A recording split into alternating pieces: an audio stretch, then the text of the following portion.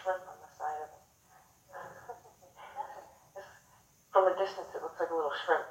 Like a, Oh, yeah.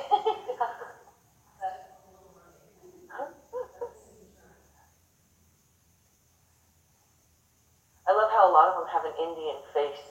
That marking on their flank is almost always an Indian face. It's really cool if you look at a lot of different paints. The marking on the side almost always has the image of an Indian.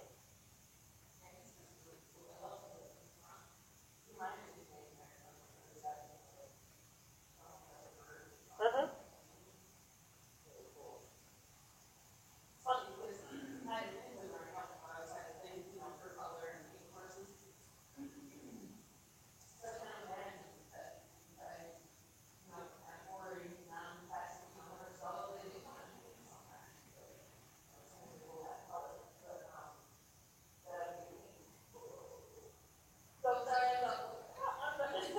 But it's not colorful.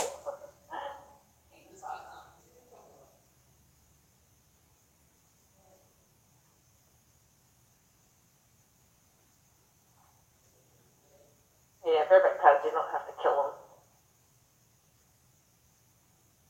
That's part of it also why I like bareback pads, is you don't have to cut them in half.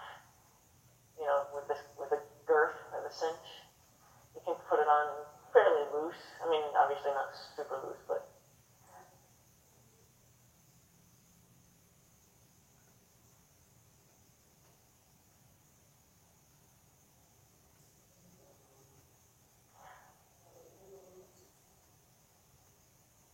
yeah, just where it's a more direct contact to you.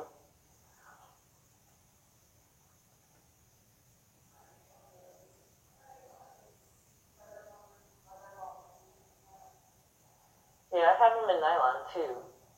Ulrich, Katie, Tyson, Teddy. Those are all nylon. Logan's the one with the leather one, and Coda has a leather one now too. Coda's is this one here, the black and with the plate, and Logan has a brown leather with the plate. It's $158 for that setup there, if you get the lead rope too. And I wouldn't recommend getting the lead rope, to be honest with you. It comes apart. Yep. So just in order to use it as a riding one, we put a curb chain on it, or a curb strap. It has a chain too, but this way it makes the noseband a little bit tighter. So it's not that good to use if you try to, like the idea when she built it was that we could just hook to that one ring and it would get you to the side that you need. I found it extremely ineffective for that purpose, so they're just halters for me.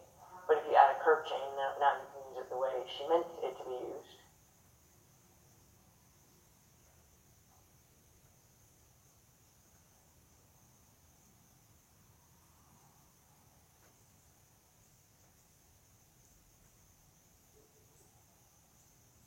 So I like my new yoga ball dent analogy. I think that actually people can visualize what that is more than the energy it takes to get up.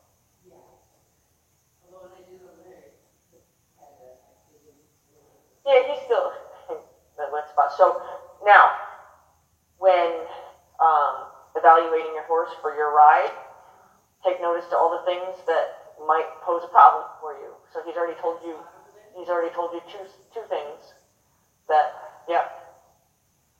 So if he wants to spook, if like he's feeling anxiety and he's feeling he needs an excuse to have a problem, he's going to have a problem right there.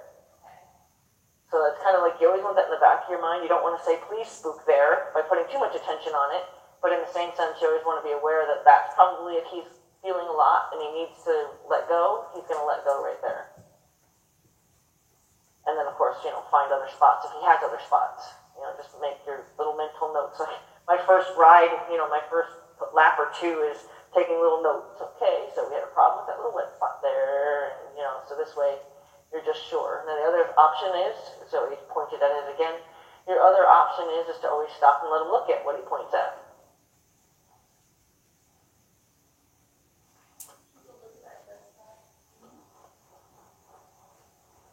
Because sometimes horses like him, who pretend to be okay with stuff,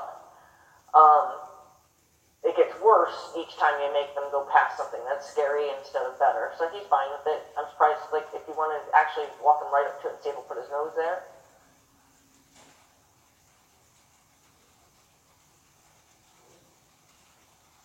rub so he knows that's what he's supposed to be doing. Give him a little rub. Let him know that that's what you're, yeah. Because otherwise he's like, I'm not sure why, I'm staring at the wall.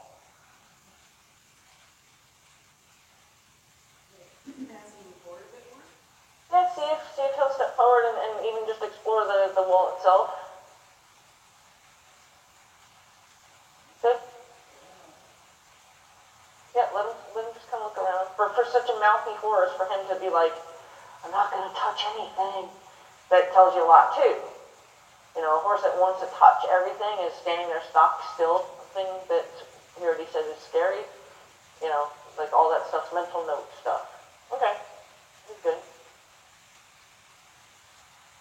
The only way I would say he's not good is if he suddenly reached down and said, wait, let me look at that, and then I would, you know. So now, different horse, different eye. So now see what that eye catches attention to.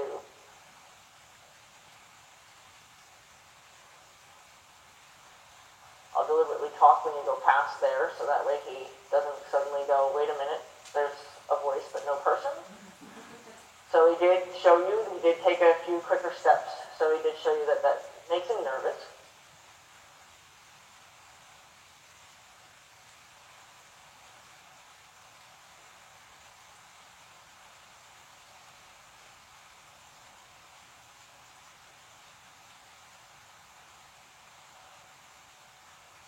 He does take in quite a bit of his surroundings, so the knapsack might be something to turn back and look at. The knapsack might be something to turn back and look at. The knapsack might be something to take a look at, just because he's looked at that a couple times in both directions.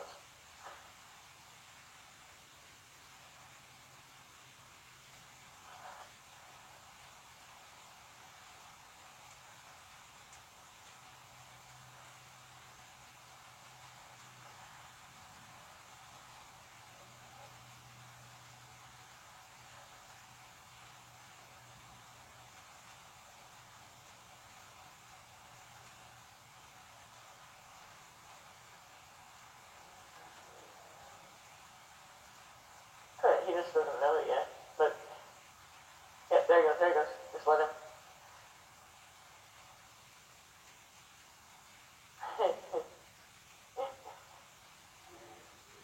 Nope. He's just taking in all the smells. Okay.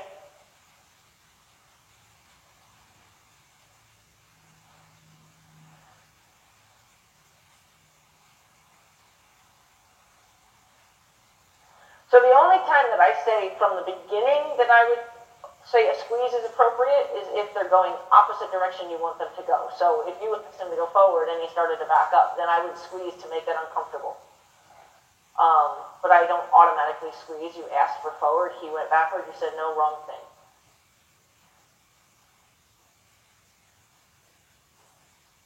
He's got an awesome little jog, so go ahead and ask him to jog. Good boy.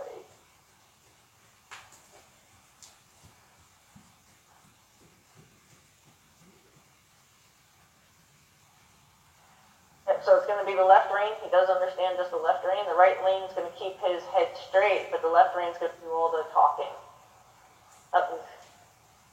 If I ask him to walk, left rein, left rein.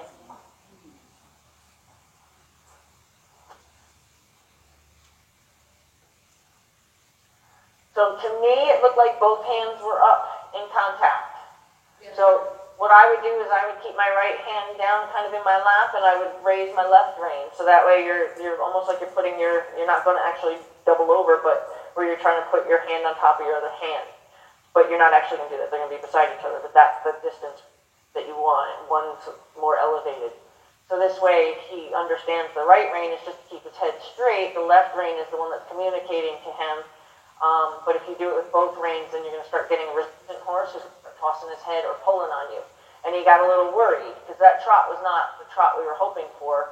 And his head came up, his ears kind of got funny, and he kind of got a little insecurity in his feet. So what we'll do is we're going to just work on asking for the walk-trot transitions. to see if we can help him settle into that trot, because he's worried. I don't know what he's worried about, but he's worried.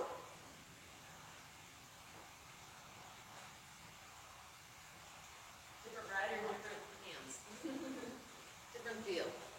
Yeah, and then try to find that spot on your balance that makes you ride the glide instead of bouncing. Not that you're bouncing bad, but you're not really riding the glide. And he's pretty smooth, so all you have to do is kind of rock back on your pockets. That's where you're going to find it. You're never going to find it rolling forward. You'll always find it rocking back. So if you're bouncing, it's never go forward. It's always rock back.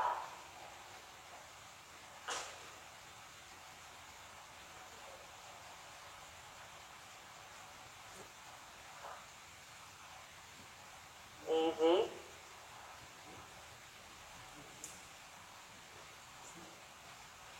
And then as soon as he gives you the jog you're looking for, you're going to release and let him try to find cruise control. But I'd still say that's a little bit more anxiety trot than I would like. Easy. Easy. There. Oh, almost. You had it for a split second. Easy. Easy. Good. Leave him alone for a second. Okay, go ahead and walk for a second. I just want to explain one thing. Go ahead and walk for a second.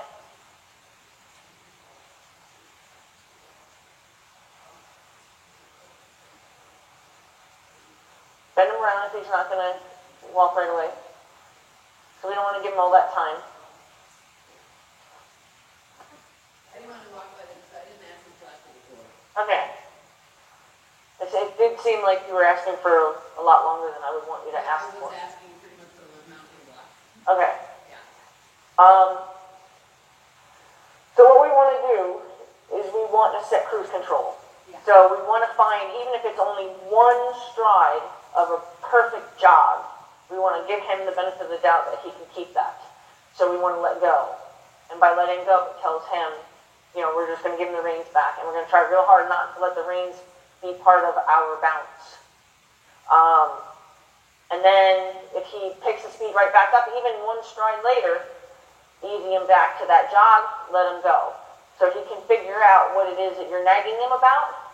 But if we ride kind of only on him, he's never going to have a chance to figure out what we want unless we start to finally give him some kind of release.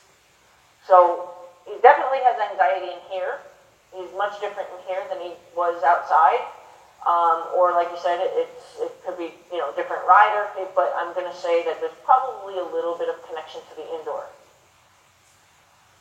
So, I do feel like I'm nagging him on the right because he keeps turning in. So one way we can fix if you feel like he's pulling off the rail is every time he pulls off the rail, do a tight circle and let him off back on the rail. So, and it's a tight circle. If you want to stop and watch me, I'm going to mimic it. So let's just say he's doing kind of the drunken sailor thing. He's having a hard time on the rail. What I would do is I would quickly pull him off, do a tight circle, and I would let him go right here. Let him go when he's coming onto the wall and he has no choice but to straighten out. Okay? Don't let him go once he's already on, because he'll start to do the turn again. You want to make sure you let him go in this angle. Once you let him go, leave him alone, give him the benefit of the doubt that he's going to maintain the rail. As soon as he starts doing the drunken sailor thing, spin him, let him go as he's coming into the rail. That'll get him tired of being off the rail, because he's going to get tired of that spinning.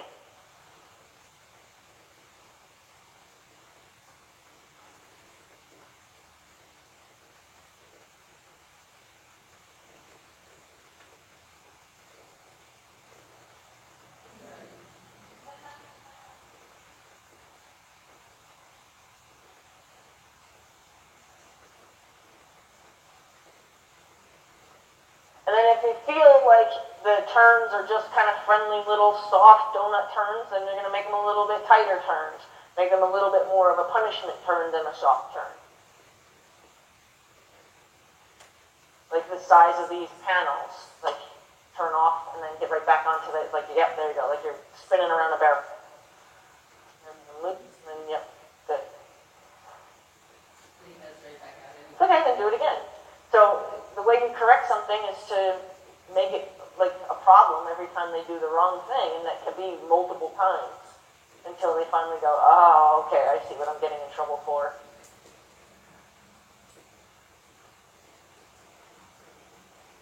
And then turn them loose. Good.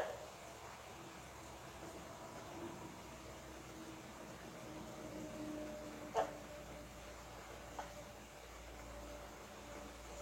And then turn them loose. Good. Okay. Yeah. I feel horses are always in training, and I feel like they have broken parts. Yep. You know, like Pax, he was broken today. We fixed him. Now next time that probably won't be what's broken, you know. But if you ignore the broken parts, then you're driving down the road without any brakes.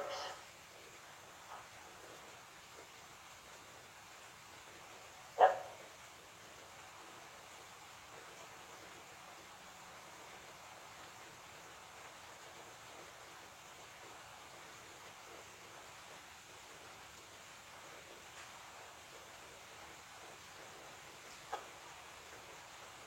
So basically what I would say is instead of using your right rein at all, just every time you feel like you would need to use your right rein, do a circle.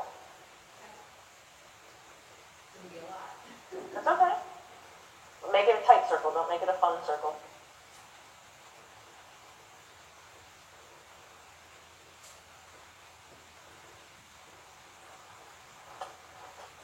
Say, oh, you got off your path, let me help you back onto your path.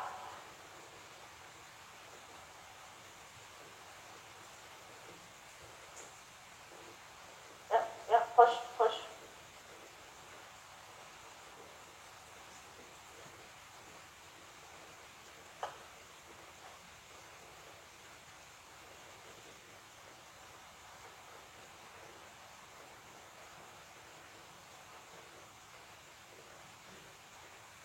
Okay.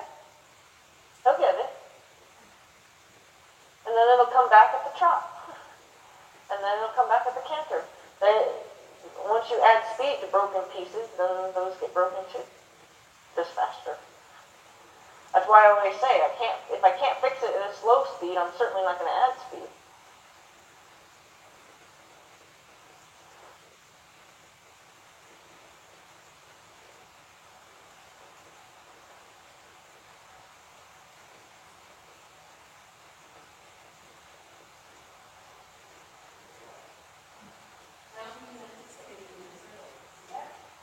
That's okay. That means he's starting to pick up on why he's doing the circle. He even went out to the rail all by himself that time. That was actually pretty good. Yeah, told you, they'll get it. As long as it's not just a friendly little circle, it's a tight circle, it's an uncomfortable circle, it's not really fun, then they will figure out that, oh wait, if I don't go off the rail, then I'm going to not have to do that. No, if you feel like you have to use your right rein, then definitely flip them around. Good.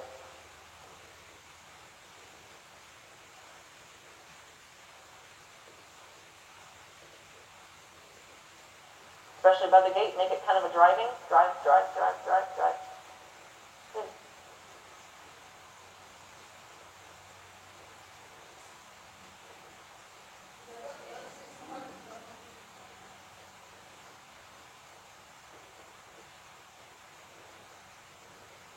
Well, I have no problem adding speed to it. It's just if you want to fight with him the whole time. Otherwise, we can fix it.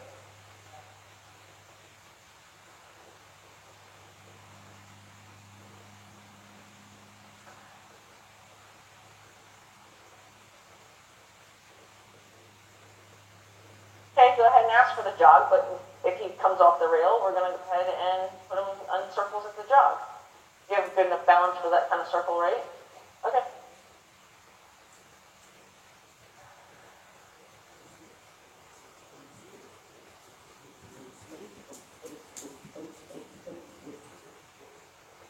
Shorten your rein a little bit so that way it makes a little bit more sense to him.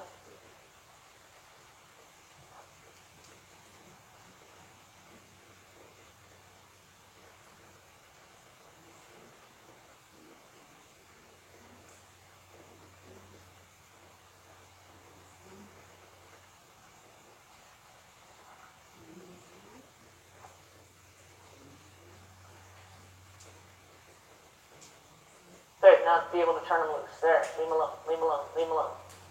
Just go, yep, now get in his face again. Yep, it's okay. Sometimes we feather the brakes a little too hard, and it's okay that he didn't understand.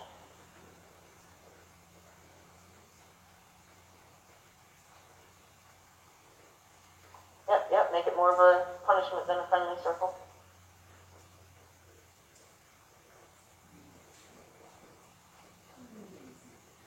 So don't change how you say it. The consistency is key to any kind of training.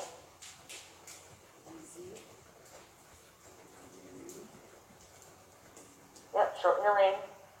It'll make more sense to him if you have kind of a more corrective turn. Good. There you go. Good. Leave him alone if you can. Yep. Yep. It's okay. Gently ask for the trot back. Good. It's just your way of saying, oops, I'm sorry, I pushed the brake too hard.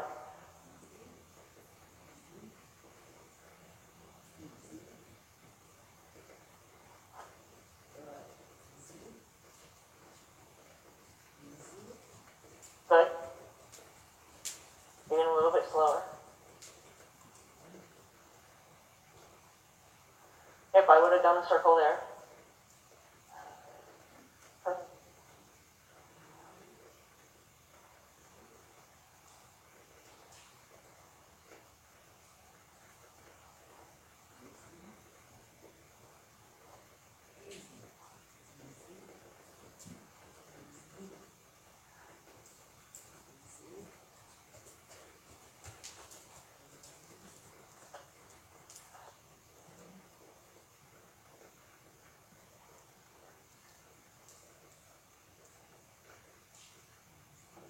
Okay, ask him to walk, and I'm going to ask you something.